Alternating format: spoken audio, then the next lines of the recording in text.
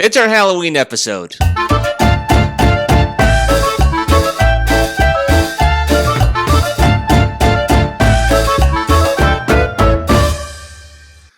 Hello, Internet, and welcome to this week's Game Addicted Show, the Spooktacular Edition. God, I'm getting desperate. And for those new to the show, this is the show where we use the VPI formula to break down teams by their strength of schedule and looking at their opponent's total offense, total defense. We mix it all together, stir it in a little pot, put it in nice little wrappers, put it in a nice little bowl, put it outside, hand it out to the children, just for the festivities. And of course, if you're unfamiliar with the VPI formula, it's because it's my own little thing. I made it up.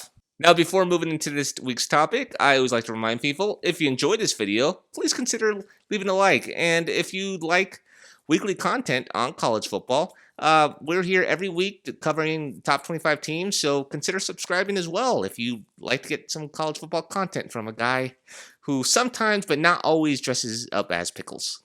So we've been having a lot of fun looking at our potential playoff teams now that we're officially in our third quarter of the regular season. Majority of teams now have played at least 8 games, with 4 remaining before they jump into the conference championships games for those conferences that qualify for that. But we've had some huge upsets over the weekend. First, Wisconsin, you're out. Second, Notre Dame, out. Third, I don't know. Auburn, a team who I've been campaigning for all season, they're out. They're done.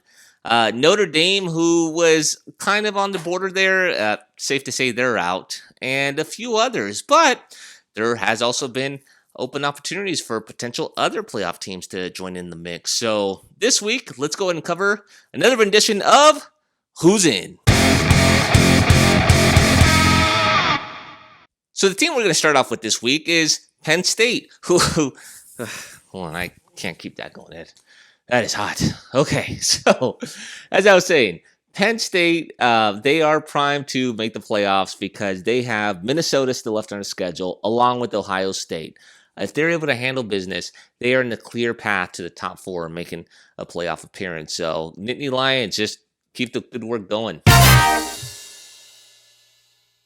Moving on to Ohio State, who is number 3 in the AP polls, but number 1 in our hearts. And also the VPI rankings, because, again, I don't know how many times I have to mention this, the Big Ten is the best conference in college football.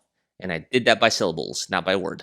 So, with that being said, Ohio State, regardless of where they're ranked in the AP polls, and we'll see where the committee puts them, they are looked to make a playoff appearance as long as they take care of Michigan, who really helped out their conference this week by beating Notre Dame. Good job, guys. And they still have, of course, Penn State. So it's really looking on who wins that game between Penn State and Ohio State that's really going to determine who represents the Big Ten in the playoffs. Now, obviously, a lot can still happen. Plenty of games left in the season, not to mention our Big Ten Conference Championship game. So nothing's ever said it's a lock, but with things looking the way they are, it's going to be between one of these two teams.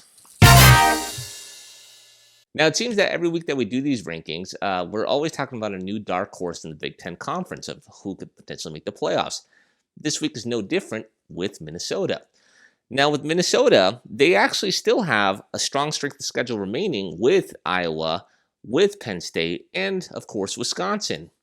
Now, I know in the AP polls, they still have quite a bit to climb, but with such a strong strength of schedule, and with how great the Big Ten Conference is doing, if by some miracle Minnesota is able to win out, they have a strong resume to be considered for the playoff. It all depends on how the committee views them. But Golden Gophers, still in it. Now, here's a team who definitely had no controversy when I covered them last week, and that's with Alabama. Last week, I had to explain why Alabama was ranked as low as number 7 in our VPI rankings, which is still a great ranking. But now, thanks to Oklahoma losing, they're up to number 6. But you're still wondering, how are they not a top 2 team? How are they not number 1? Well, it's simple. They haven't played anybody. If you look at every team Alabama's beaten so far, their biggest win is Texas A&M. And I know that Texas A&M was a top 25 team when they defeated them, but let's be honest, Texas A&M is not a top 25 team. So, with that being said, I'm not saying Alabama can't get into the playoffs. Don't bring out your pitchforks. What I am saying is they still have plenty of strong teams left in the schedule. Let's not forget, they still have Auburn, they still have LSU. Not to mention, we'll see how things play out in the SEC title game, but that's another potential big win for Alabama if they're able to take care of business. So, Crimson Tide, you're doing great. I'm not knocking you. All I'm saying is, up to this point, you really haven't proven your top 4 team yet. So, hang in there, guys. You're going to be okay. LSU, you continue to make me look bad. Last week, I had to issue an apology because I was ripping you guys every week of the season, saying how overrated you are. Now, in the VPI rankings, looks like you're a top 5 team, so I can't even argue against that. And then this week, you go and you stab me in the heart because you take out Auburn, a team who I said is a playoff contender, a team that I said is going to upset either you or Alabama or Florida, and they're not doing any of that. I don't know what's up with the Tigers, but now here you are in a great position to make the playoffs. It's really coming down between you and Alabama. Now you actually have a big matchup in the regular season coming up, and I don't see why it can't be one of you two. So the SEC looks to be represented in the playoffs this year. So great job. Yay. Let's go ahead and move on to Clemson and the ACC. Now, Clemson always presents kind of an interesting situation because they play in a conference that is struggling quite a bit. And the good thing they have going for them is the ACC just etched out the Pac-12 from the number 6 spot up to the number 5th spot in our conference rankings. Now, another good thing that the ACC has going for them is that Wake Forest is starting to perform really well, and Clemson still has them left on their schedule. One thing I should note, though, is Clemson still has a Division II school in their schedule with Wolford coming up. And I don't know if that's going to hurt them in the rankings or how the committee will take that because the committee does take into effect the strength of schedule. So Clemson still holding on to that number 4 spot. I don't know how much the committee will value their previous playoff appearances, but personally, I think that it's about what you've accomplished now in this season and not previous years. So we'll see how things play out for Clemson. But as of right now, still solid. I think they're going to be in, but, anything could happen in the next few weeks. Moving on to the Big 12 Conference with Oklahoma. Oklahoma recently lost to Kansas State, just eliminating them from the playoffs. And what I've mentioned in previous weeks is that Oklahoma hasn't been tested all season. Their biggest win was against Texas, who just lost and is now out of the top 25 rankings. So it really makes you question, has Oklahoma even been tested at all this season? And all their great stats, have they been against weaker competition? Is that what's inflating their numbers? So there's a lot of questions surrounding Oklahoma, but one thing for sure, they're not going to the playoffs.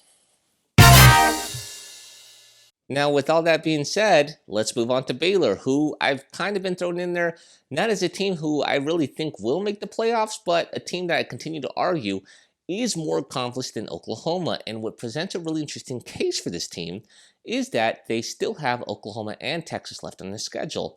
So I don't know how things will be playing out with the rest of the conferences, but the Big 12, this is as good as a shot as you're going to get with Baylor. So I don't know how you want to play your chips, but the Baylor Bears are your best shot. Now, rounding off our who's in scenario for the playoffs, we look at SMU, who has been the dark horse of all dark horses. Every week, they're in the top 5 rankings for our VPI pools. A lot of questions on how this team always ranks so high. I kind of dove into it last week, but basically to sum it up, SMU, yes, they don't have a major victory on their schedule. Their biggest victory, of course, coming against TCU, who did beat Texas, so there is something to say about that. But they don't play any Division II schools this year, so that's also helped them over teams who do have those schools on their schedule. So with a weak to okay schedule and them being undefeated, that's what's currently placing them so high in our VPI polls. Now, the VPI polls don't decide who gets in the playoff. Of course, it's our polls with the committee. will the committee respect this team enough to say that they deserve to be looked at? Of course, a lot of things need to happen with other conferences. The great thing that SMU has going for them is that they still have Memphis on their schedule, and if things play out a certain way, they could potentially play Cincinnati in their conference championship game. So, fingers crossed for you Mustangs. I've been cheering for you all season, so let's go. And we've now completed another week of our college football rankings using the VPI formula. As of now, these are the teams that are looking to get into the playoffs. I'm really curious to see who's your top 4 teams at this moment. Do you think that the Big Ten could potentially get 2 teams in, which there is a scenario for that? Do you think the SEC could do that? Which, God, I really hope not. And of course, do you think SMU really does have a shot? They are building a strong resume, and they are being recognized more and more each week by our voters. And we'll never know until the committee releases their first playoffs to see how legitimate of a shot they have. So, are you on Team Mustang? But leave me some comments down below. Let me know who's in your top 4. I'm really curious to see. As always, a like and subscribe goes a long way, really helping out this channel, building the community, and really get the conversation going on how to best rank these teams. That'd be a really fun, engaging thing for me to partake in. So any assistance in that would be greatly appreciated. Next week, we jump into another week with a lot of big games still to be played. So we'll start reducing this list more and more until we have a finite top 4 ranking for our playoff contenders. Until then, thank you for joining our spectacular episode, and I'll see you all next week. Goodbye.